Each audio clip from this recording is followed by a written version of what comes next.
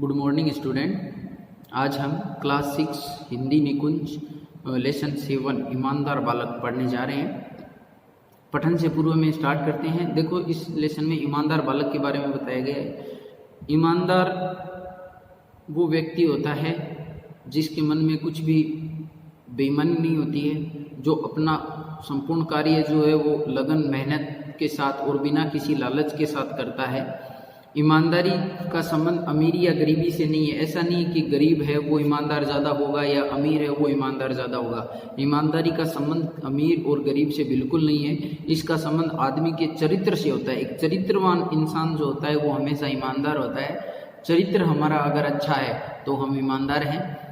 विशेष रूप से बच्चे तो ईमानदार होते ही हैं। बच्चा जो होता है वो हमेशा ईमानदार होता है। क्यों? क्योंकि उसके मन में किसी प्रकार का लालच, किसी प्रकार का जो है वो बेईमानी नहीं पाई जाती है। उसका हृदय जो होता है, मन जो होता है वो एकदम कोमल होता है और उसमें ईमानदारी होती है। समाज और परिवेश से मिलने वाले कुसंस्कार ही उन्हें चोरी चकारी, लूट खसोट, बेईमानी और अपकर्मों के रास्ते पर चलने के लिए विवश करते हैं। यानी एक बच्चा जब जन्म लेता है तो वो जितने भी लोग होते हैं, जितने भी बच्चे होते हैं, जितने भी प्राणी होते हैं, वो जो है उनकी रचना जो है वो पूर्णतः एकदम अच्छे तरीके से भगवान के द्वारा की जाती है और सब जो है वो ईमानदार होते हैं। लेकिन जैसे जैसे हम जिस परिवेश में रहते हैं उस परिवेश के माहौल के कारण और कुछ कुसंस्कार जो हमें मिलते हैं, जो हमें जिस समाज में हम रहते हैं वहाँ के कुछ लोगों के कारण मिलते हैं, जिस परिवेश में हम रहते हैं वहाँ रहने वाले कुछ कुसंस्कारी लोगों के कारण कुसंस्कार मिलते हैं और उन्हीं के कारण एक इंसान जो है वो चोरी चकारी करना, लूट खसोट करना या बेईमानी करना सीखता है। वरना सारे जो है वो ईमानदार होते हैं। पर जैसे जैसे हम जिस माहौल में रहते हैं उस माहौल में जो है वो अगर कुसंस्कार मिलते हैं हमें तो हम कुसंस्कारी हो जाते हैं। चर्चा करें और जीवन मूल्य आप पढ़ेंगे। इसमें जो है वो संवाद दिए गए हैं आपसी, तो हम वो पढ़ने जा रहे हैं। पहला दृश्य दिया गया है, स्थान बाजार का है। बसंत फटे कपड़े पहने हुए हैं, थैले में सामान रखे उन्हें बेचने का प्रयत्न कर रहा है। बसंत एक बच्चे का किरदार है जो सामान बेचता है थैले में और फटे कपड़े पहन रखे हैं उसने। तो स्टार्ट करते हैं। बसंत, छन्नी ले लो, बटन ले लो, दिया सिलाई ले लो।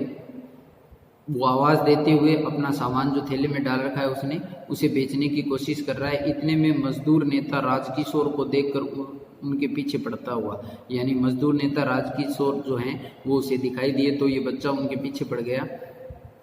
साहब बटन लीजिए, देसी बटन। साहब दिया सिलाई लीजिए, दिया सिलाई माचिस को बोलते हैं, तो ये ले लीजिए। तो राजकिशोर जो मजदूर नेता है वो कहते हैं नहीं भाई कुछ नहीं चाहिए। बसंत रुआं सा होकर, यानी रोने जैसी शक्ल बना लेना। साहब सवेरे से अब तक कुछ नहीं बिका, एक तो ले लीजिए, यानी सुबह से कोशिश कर रहा हूँ कुछ भी नहीं बिका है, एक तो आप ले लीजिए। राजकिशोर कह रहे हैं जेब से पैसे निकाल कर, तुम तो अच्छा तुम्हें पैसे चाहिए, ये लो पैसे और जाओ। यानी राजकिशोर है उस बच्चे से अपना पीछा छुड़ाना चाहते हैं और जेब से पैसे निकाल कर कहते हैं तुम तो अच्छा तुम्हें पैसे चाहिए, कुछ भी तुम्हारा सामान बिका नहीं है, इसलिए ये लो, तुम ये पैसे रख लो, पैसे ले लो। तो बसंत ने एकदम से कहा नहीं साहब नहीं, मैं पैसे नहीं लूँगा, यह तो भीख है। यानी अगर मैं आपसे ऐसे ही पैसे ले लूँ बिना मेरा सामान बेचे तो ये तो एक प्रकार की भीख हुई। मैं भीख नहीं लूँगा, आप छन्नी ले लें, यानी मेरा कोई भी सामान आप खरीद लें, उसके बदले में पैसे देंगे तो मैं ले लूँगा। बिना सामान खरीदे अगर आप पैसे दे रहे हैं तो मैं पैसे नहीं लूँगा, क्योंकि वो एक तरह की भीख है और मैं भीख नहीं लेता। राजकिशोर भाई मेरे पास पूरे पैसे नहीं हैं, होते तो ले लेता, नोट है मेरे पास, पूरे पैसे नहीं है, होते तो ले लेता, नोट है मेरे घर किशनगंज आना वहीं ले लूँगा। यानी वो कह रहे हैं मेरे पास पूरे पैसे नहीं है, मेरे पास तो नोट है, वरना तो मैं तुम्हारे कोई भी सामान ले लेता, तो मेरा घर जो है वो किशनगंज में है, वहाँ आ जाना, वहाँ मैं कुछ ले लूँगा। बसंत लाइए मैं बाज़ार से छुट्टा लाता हूँ। यानी ये जो राजकिशोर है इनके पास नोट थे, खुले पैसे नहीं थे, छुट्टे पैसे, और उसका सामान तो छुट्टे पैसे वाला ही था, तो इसलिए उन्होंने कहा तू ये पैसे रख ले। तो बसंत ने मना कर दिया तब वो कह रहे हैं कि मेरे घर किशनगंज आना, वहाँ मैं तुमसे ले लूँगा। तो बसंत कह रहा है लाइए मैं बाज़ार से छुट्टा लाता हूँ, यानी मैं बाज़ार से, आप मेरे को नोट दे दो, मैं छुट्टे पैसे ले आता हूँ। नोट लेकर आप यहीं ठहरे। मैं नोट ले लिया उन्होंने, उसने बसंत ने उनसे, और कह रहा है आप यहीं ठहरे, मैं पलक मारते ही आया, यानी पलक झपकते ही आ जाऊंगा तुरंत लेकर। बसंत जाता है, कुछ समय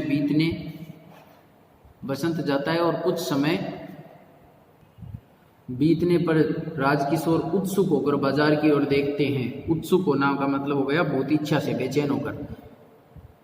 तभी उनका एक परिचित कृष्ण कुमार उन्हें देखकर ठहर जाता है। उनका एक परिचित आ जाता है, कृष्ण कुमार, वो रुक जाता है उनके पास। कृष्ण कुमार कहता है कहिए पंडित जी, आप यहाँ कैसे, यहाँ क्यों खड़े हैं? तो राजकिशोर कह रहा है भाई एक लड़का छन्नी दे गया और मुझसे नोट लेकर, छन्नी का मतलब छलनी होती है, तो मुझसे नोट लेकर बुनाने गया, यानी छुट्टे लाने गया, अभी तक लौटा नहीं। 15-20 मिनट हो गए, यानी 15-20 मिनट हो गए, अभी तक वो वापस नहीं आया कृष्ण कुमार।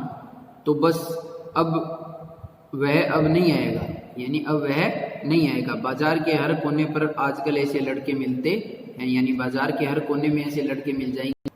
अब वो नहीं आने वाला है, जिनका काम गिड़गिड़ा कर लोगों को ठगना है, यानी वो गिड़गिड़ाते हैं और लोगों से पैसे ठग लेते हैं।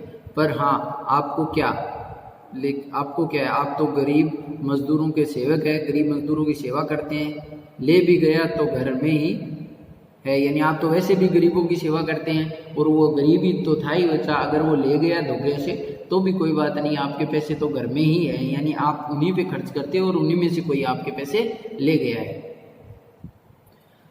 राजकिशोर, पर भाई वह लड़का तो मुझे भला लगता था। राजकिशोर कह रहा है वह लड़का तो मेरे को भला लगा, चालाक तो नहीं था। चलो कोई बात नहीं, समझेंगे, 1 रुपया देकर यह भी एक पाठ पढ़ा, यानी वो कह रहे हैं कोई बात नहीं, बेईमानी कर ली तो मैं ये समझ लूँगा कि 1 रुपया देकर यह भी एक पाठ पढ़ा, दोनों चले जाते हैं। दूसरा दृश्य, स्थान किशनगंज। बसंत का भाई प्रताप राजकिशोर का घर ढूंढ रहा है। ये बसंत का भाई है प्रताप, जो राजकिशोर का घर ढूंढ रहा है। प्रताप एक व्यक्ति से, क्यों भाई पंडित राजकिशोर कहाँ रहते हैं? वो किसी व्यक्ति से पूछ रहा है पंडित राजकिशोर कहाँ रहते हैं? तो वह व्यक्ति कहता है कौन? वे जो मजदूरों के नेता है, वे उस नीले पर्दे वाले घर में रहते हैं, यानी घर का बता दिया कि वो पर्दा लगा हुआ है, उसमें रहते हैं। नीला पर्दा यानी नीले रंग का जो उनका कलर है घर का, उस घर में रहते हैं। प्रताप उस घर के दरवाजे पर जाकर राजकिशोर जी को पुकारता है। राजकिशोर बाहर आते हैं, यानी जब उस व्यक्ति ने उनके घर का बता दिया कि वो नीले पर्दे वाले घर में है, तो उस घर में जाता है और दरवाजे पे जाकर आवाज़ देता है। तो राजकिशोर बाहर आते हैं। राजकिशोर, क्यों भाई, क्या बात है? तो प्रताप कहता है जी मुझे मेरे भाई ने भेजा है, आज दोपहर को उसने आपको एक छन्नी दी थी। मेरे भाई ने भेजा है, उसने आपको एक छन्नी दी थी, आपसे नोट लेकर बुनाने गया था, किंतु जब बुनाकर लौट रहा था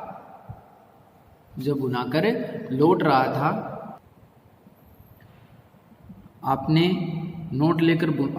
नोट लेकर बुनाने गया था, किंतु जब बुनाकर लौट रहा था तो मोटर के नीचे आ गया। यानी वो प्रताप अपने भाई के बारे में बता रहा है, बसंत के बारे में, कि उसने आपको छलनी बेची थी और आपने नोट दिया था। वो जब छुट्टे कराने गया तो जब वो लौट रहा था तो एक मोटर के नीचे आ गया, उसके दोनों पैर कुचल गए, वह बेहोश हो गया, इसलिए वह आपके पैसे जो है वो देने नहीं आ सका। उसके पैर कुचल गए थे इसलिए वो रुपए नहीं देने आ सका। बड़ी मुश्किल से उसे घर ले गए। बड़ी देर में जब उसे होश आया तो उसने मुझे आपके पैसे लौटाने को कहा। मैं आपके 80 पैसे लाया हूँ, यानी आपने जो नोट दिया था 1 रुपये का, उसमें से 80 पैसे मैं आपको लौटाने आया हूँ। राजकिशोर, तुम्हारे घर में कौन है? उनसे पूछ रहा है प्रताप से कि तुम्हारे घर में कोई कौन है? तो प्रताप कह रहा है कोई नहीं, मैं और मेरा भाई, हम दोनों भाई भिखू अहीर के घर में रहते हैं। दंगों के दिनों में हमारे माँ बाप को किसी ने मार डाला था और वो रो पड़ता है बच्चा। तो राजकिशोर कहते हैं बच्चे रो मत, मैं अभी तुम्हारे साथ चलता हूँ। अंदर की ओर कर, अमर सिंह मैं अहिर टोला जा रहा हूँ। वो घर में किसी को कहते हैं कि मैं अहिर टोला जा रहा हूँ, तुम इसी वक्त डॉक्टर वर्मा को लेकर वहाँ जल्दी आओ। भिक्खू अहिर का घर पूछ लेना, प्रताप को साथ लेकर चलते हैं। तीसरा दृश्य है स्थान भिक्खू अहिर का घर। ये कोई व्यक्ति है भिक्खू अहिर, उसके घर में बसंत और प्रताप दोनों रहते हैं। बसंत जमीन पर पड़ा कराता है, भिक्खू उसे डांट रहा है, यानी वो करा रहा है क्योंकि उसके दोनों पैर कुचल गए हैं और जो भिक्खू है उस घर का मालिक वो उसे डांट रहा है। भिक्खू बड़ा दर्द है, दर्द नहीं तो क्या आराम मिलेगा, अस्पताल चला जाता वहाँ आराम मिलता, यहाँ क्यों आया।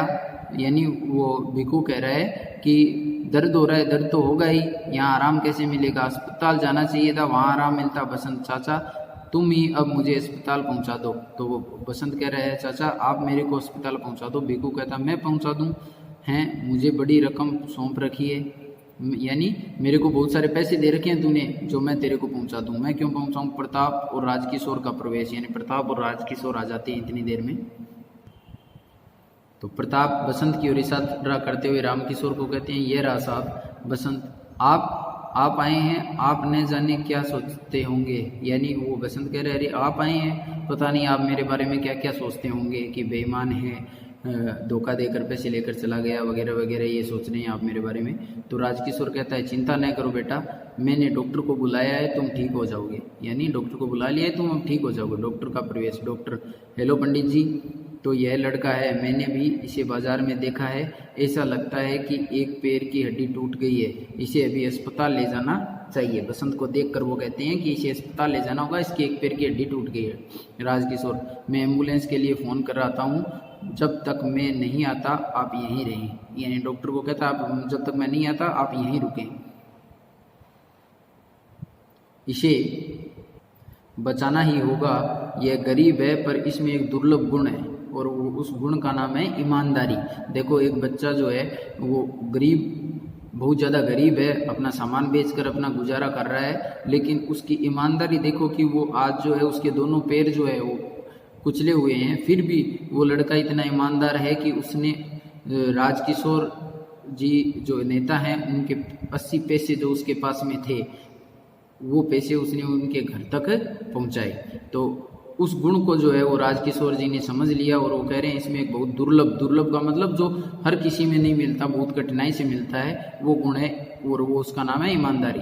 राजकिशोर जाता है, डॉक्टर सुई लगाता है, प्रताप भाई का सिर पकड़ता है और पर्दा गिरता है। यानी यहाँ पर ये संवाद कंप्लीट हो जाता है।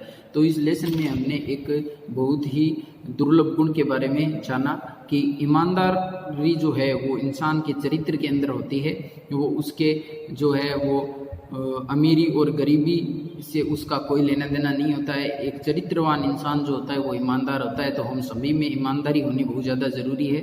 तो एक ईमानदार इंसान जो है वो कभी भी जो है वो किसी के साथ धोखा नहीं कर सकता, किसी के साथ बेईमानी नहीं कर सकता। तो ये गुण हमें हमारे जीवन में अपनाना चाहिए और हम सबको ईमानदार बनना चाहिए।